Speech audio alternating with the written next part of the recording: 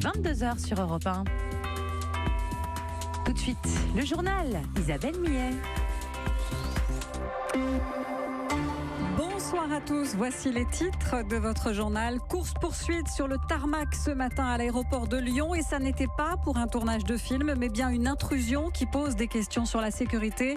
On y revient dès le début de ce journal, le conducteur est en garde à vue. Le couvre-feu instauré à la Seine-sur-Mer dans le Var pour tous les mineurs. Hier soir, 2 jeunes de 14 et 20 ans ont été abattus par des tirs de Kalachnikov dans leur voiture. Pardon de ne pas être une femme, c'est Richard Ferrand qui le dit ce soir après avoir été plébiscité par ses collègues marcheurs pour occuper le perchoir. La majorité parle d'un choix clair, l'opposition dénonce la voix de l'Élysée. Quand la nouvelle ministre des Sports tente d'éteindre l'incendie, personne ne va perdre son emploi, promet-elle, malgré les réductions de budget. Jean-Vincent Placé, condamné à 3 mois avec sursis et 1 000 € d'amende pour des violences et outrages au printemps dernier devant un bar parisien. Les parties civiles s'étonnent que cette affaire ne soit pas inscrite à son casier judiciaire. Un procès à haut risque pour Volkswagen s'est ouvert aujourd'hui en Allemagne. Les actionnaires du constructeur automobile lui réclament 9,5 milliards d'euros. Et puis c'est votre rendez-vous éco tous les soirs sur Europe 1 à 22h20. L'interview d'Emmanuel Dutheil qui va recevoir tout à l'heure le patron d'Ariane Espace, Stéphane Israël. Europe 1. Et c'est donc à une scène surréaliste qu'ont assisté ce matin les passagers et le personnel de l'aéroport Saint-Exupéry de Lyon, le genre de scène qu'on voit parfois dans les James Bond, sauf que là, c'était la vraie vie, une voiture folle sur les pistes, les forces de l'ordre à ses trousses. Récit signé Jean-Luc Boujon. C'est sur l'autoroute A43, alors qu'elle roulait à contresens, que la Mercedes volée a été prise en chasse. Le conducteur a tenté de semer les motards de la CRS autoroutière et l'hélicoptère de la gendarmerie. Il a d'abord forcé une barrière de sécurité de l'aérodrome de Bron, avant de prendre la direction de l'aéroport Saint-Exupéry, toujours suivi par la police, et sous les yeux éberlués de Philippe, voyageur en transit. Un coup, une voiture à toute allure en contresens qui a percuté une barrière, ensuite qui a foncé dans des barrières de protection pour des travaux. Des gens se sont mis à courir sur la gauche de l'aéroport où apparemment ils seraient rentrés par des portes automatiques sous l'aéroport et ensuite hélicoptère, enfin voilà. Enfin tu comprends pas ce qui se passe, c'est pas possible quoi. Je pense de suite au terrorisme et on est rentré avec ma fille dans l'aéroport parce que ça commençait à courir un peu dans tous les sens. C'est effectivement à 2 pas du terminal 1 où étaient regroupés des centaines de voyageurs que la voiture a défoncé 2 portes vitrées automatiques. Le conducteur s'est alors retrouvé dans un hall d'arrivée des bagages, hall heureusement désaffecté, mais il s'est rapidement engouffré, chose incroyable, sur le tarmac de l'aéroport où la course-poursuite a continué sur plusieurs centaines de mètres et notamment sur une des pistes d'atterrissage. C'est à proximité que l'homme a finalement été immobilisé. Âgé de 31 ans, il n'avait pas d'antécédents judiciaires mais un passé psychiatrique. Pour le moment, l'hypothèse d'un acte terroriste n'est pas privilégiée, mais pas écartée non plus à ce stade. Lyon, Jean-Luc Boujon, Europe 1. Incroyable histoire en effet, et les vols ont pu reprendre à l'aéroport Saint-Exupéry de Lyon partiellement en fin de journée. Finalement, ce sera donc un homme au perchoir. Richard Ferrand va succéder à François de Rugy comme 4e personnage de l'État. La voie est libre, il a été désigné à une très large majorité aujourd'hui, candidat officiel de La République En Marche. J'ai remercié mes collègues de ce vote qui atteint 65%. Vote de confiance, vote au fond d'adhésion aux propositions que j'ai pu faire. Donc oui, je m'en réjouis.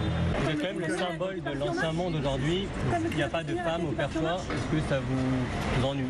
Non mais écoutez, comme l'ensemble des collègues ont pu l'exprimer, il y avait un choix entre 4 personnalités, 2 femmes, 2 hommes. Le choix s'est porté sur moi, vous me pardonnerez de ne pas être une dame. Le futur président de l'Assemblée nationale, Richard Ferrand, avec Aurélie Herbemont. Beaucoup de réactions politiques pour regretter qu'une femme, justement, n'ait pas été choisie pour ce poste. Sur Twitter, par exemple, Clémentine Autain, députée La France Insoumise de Seine-Saint-Denis, écrit « Richard Ferrand veut qu'on lui pardonne de ne pas être une femme. Comment pardonner à La République En Marche de passer à côté d'un symbole, d'un progrès pour l'égalité femmes-hommes ?» En Macronie, les 4 plus hauts personnages de l'État sont des hommes. Le vieux monde, décidément, signé donc Clémentine Autain. La nouvelle ministre des Sports, elle, se veut rassurante face à l'inquiétude à propos des coupes annoncées dans le budget de son ministère. Roxana Maracineanu a été reçue ce matin par Édouard Philippe. Elle s'engage à ce qu'aucun des 1600 conseillers techniques sportifs, les fameux CTS, ne perdent leur emploi. La lettre de cadrage prévoyait pourtant la suppression de ces postes à l'horizon 2022. La nouvelle ministre qui a affiché sa fermeté ce matin à la sortie de Matignon. Je m'inscris totalement dans l'action du gouvernement qui a engagé une rénovation de la gestion publique qui évidemment va au-delà du sport. Mais évidemment, je veux rassurer aussi le monde du sport. On a évidemment évoqué les sujets des CTS et je tiens à réaffirmer qu'aucun des 1600 CTS ne perdra son emploi. Leur métier est précieux. Tout le monde est d'accord pour dire que leur mode de gestion doit évoluer en concertation avec l'ensemble des acteurs et dans le respect du rôle et des prérogatives de chacun. C'est la mission qui m'a aussi été affirmée et fixée aujourd'hui par Édouard Philippe. Et dès aujourd'hui, je vous confirme que j'engage une concertation dont je présenterai les résultats au Premier ministre fin octobre. Enfin, nous avons évoqué la question du budget avec le Premier ministre. Il m'a assuré de sa volonté d'avoir un budget du sport à la hauteur des enjeux. La ministre des Sports au micro européen de Maud Descamps. Jean-Vincent Placé, condamné à 3 mois de prison avec sursis et 1 000 € d'amende pour des violences et outrages à policiers. C'était lors d'une soirée arrosée au printemps dernier à Paris. L'ancien secrétaire d'État était en état d'ébriété devant un bar du quartier latin. Le tribunal l'a toutefois relaxé des accusations d'injures à caractère racial. Verdict qui satisfait globalement son avocat, Maître Muriatan. Le tribunal a fait la part des choses.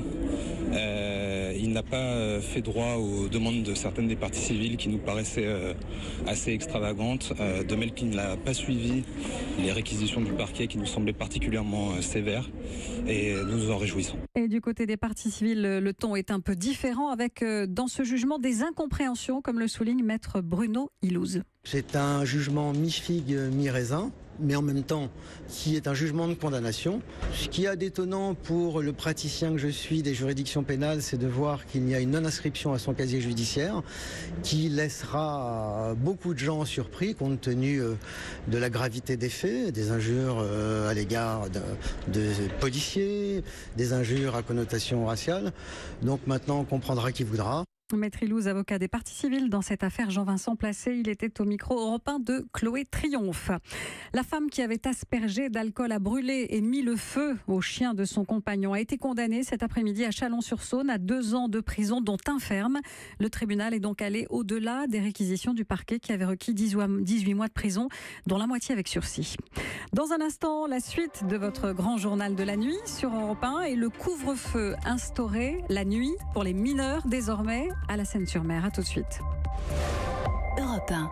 Dites-moi, mon petit, vous savez où Akena fabrique ses vérandas? Oh non, madame là-dessous. Eh bien, c'est en France, en Vendée même. Ah bon? C'est bien ça. Mais c'est exceptionnel, vous voulez dire? En plus, Akena a été élu leader 2017 pour sa qualité de service par le magazine Capital. Ça vous épate, non? Je pourrais peut-être faire appel à eux. Je veux, mon neveu. Akena, c'est du sérieux. Faites-moi confiance, il n'y a pas mieux.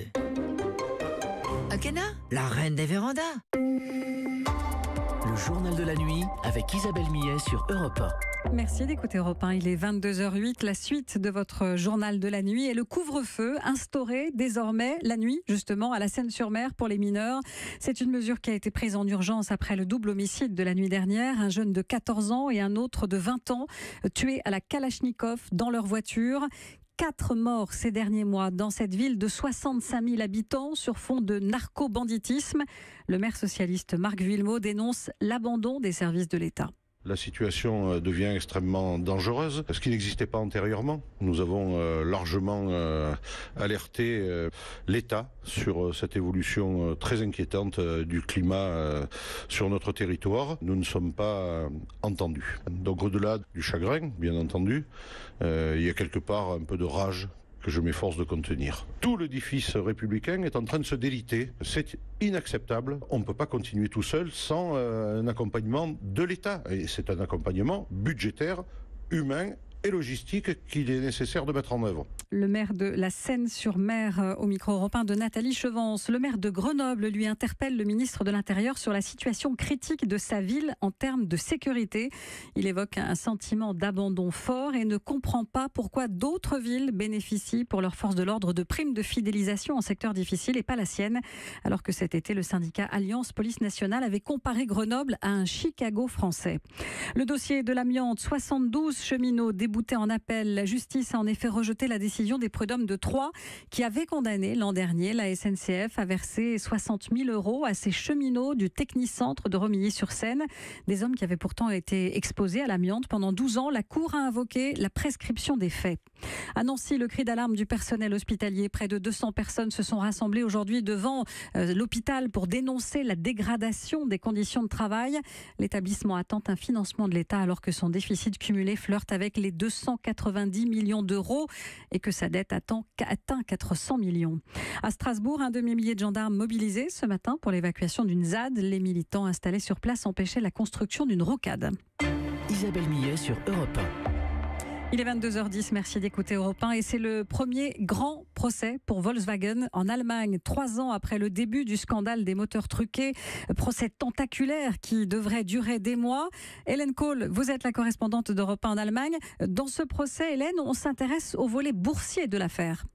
Oui, c'est un procès pour les actionnaires de Volkswagen, car dans ce scandale, ils ont perdu gros et ils demandent réparation. Il faut se rappeler que le jour où éclate l'affaire en septembre 2015, en quelques heures, l'action du groupe va perdre 40%. Alors, est-ce que Volkswagen aurait dû les informer plus tôt de sa tricherie afin de leur épargner des pertes? Voilà tout l'enjeu du procès. Ils sont 3600 à avoir porté plainte de manière groupée. Certains ne demandent que quelques centaines d'euros d'indemnisation à Volkswagen, mais d'autres des millions. Et au total, il y en a pour 9 milliards d'euros.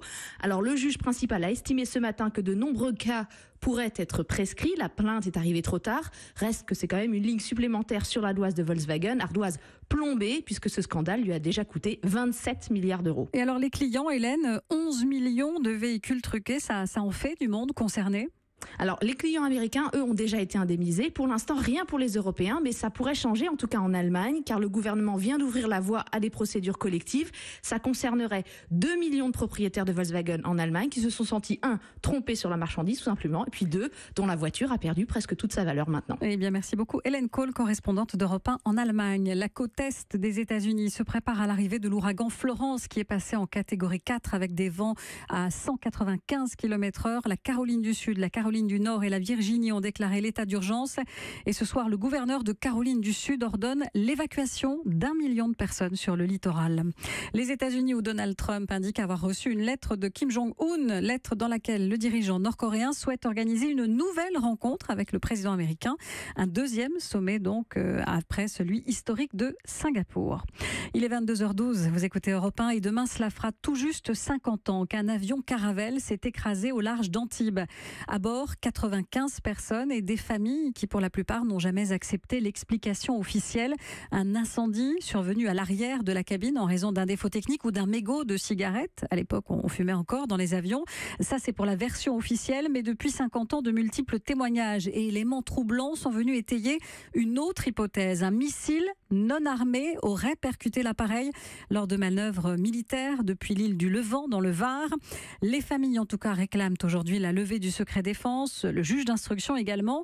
Le magistrat a adressé une demande en ce sens au Premier ministre au printemps dernier. Édouard Philippe n'a pas encore répondu. Mathieu Paoli est le président de l'Association des familles de victimes. 50 ans de souffrance, un demi-siècle. C'est très dur, c'est dur. Le combat continue. Et continuera tant que l'État ne nous a pas donné la vérité. Parce que l'État sait ce qui s'est passé. Depuis l'origine, ils savent ce qui s'est passé. Parce que nous, tous les témoins, systématiquement, ils nous donnaient la version qui correspondait tout à fait à ce tir de missile. Ils ont déclassifié tout un tas de documents pour différentes choses. Pourquoi ils vont pas déclassifier cela? Mais on veut que la vérité. On va même pas attaquer l'État si jamais il est responsable. C'est juste de savoir pour que les familles fassent enfin leur deuil. Comme j'ai dit à Macron dans le courrier que je lui ai écrit, vous n'étiez même pas né quand ça s'est passé. Donc vous n'êtes pas responsable. Donc vous essayez de trouver qui était responsable à l'époque. Ils savent très bien. On les emmerdera tant qu'on vivra. Le président de l'association des familles victimes de cet accident d'avion il y a 50 ans, il était au micro Europe 1 de Frédéric Michel. 22h, 22h30, le journal de la nuit avec Isabelle Millet sur Europe 1. Et l'actualité sur Europe 1 ce soir, c'est aussi un coup de chapeau parce qu'elle le vaut bien. Coup de chapeau à une femme au sang-froid impressionnant. Ce week-end, dans son salon de coiffure de Romans-sur-Isère, dans la Drôme, elle a fait fuir son braqueur sans trembler comme elle le raconte. Cette jeune femme, Isabelle, à Jean-Luc Boujon.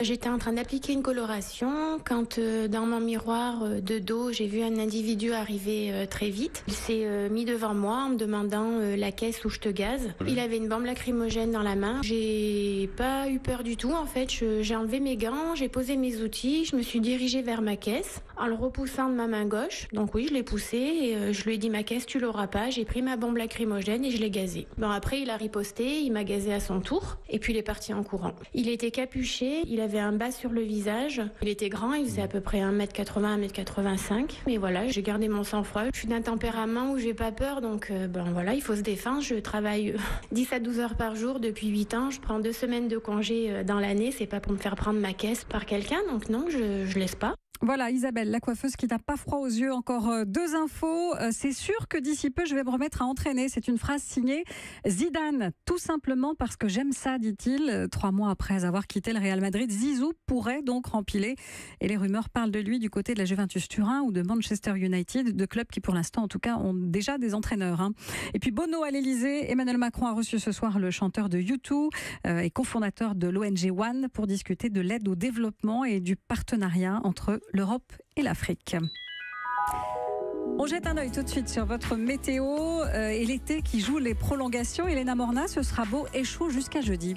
Exactement Isabelle, comme si on était au cœur de l'été avec des températures élevées, un ciel souvent bleu, un peu moins bleu et même plutôt gris. C'est vrai, demain matin entre la Bourgogne et Vendée jusqu'en Normandie et Hauts-de-France, mais les éclaircies prendront l'avantage l'après-midi. Vos températures demain après-midi, 21 à Brest, 23 à Dunkerque, 25 à Caen, 27 sera pour Rennes et Amiens, 29 à Paris, à Nancy et Nice, 30 à Perpignan et Ajaccio, 21 pour Blois et Bordeaux, 33 à Lyon et puis 34 degrés, rendez-vous compte, à Albi ou encore à Cahors. Alors mercredi, on profitera encore d'une belle journée. Puis on aura exactement le même scénario que la semaine dernière avec une dégradation pluvieuse sur le nord, avec des orages sur le sud. Ça, ce sera pour toute la journée de jeudi. Et puis la fin de semaine, eh bien, votre ciel sera plus clément, mais l'atmosphère plus rafraîchie. La météo signée Elena Morna sur Europe 1. Europe 1. Dans un instant, vous saurez tout sur la bourse avec Didier Hameau de boursier.com. Juste avant, l'invité d'Emmanuel Dutheil qui reçoit ce soir le patron d'Ariane Espace, Stéphane Israël. À tout de suite sur Europe 1.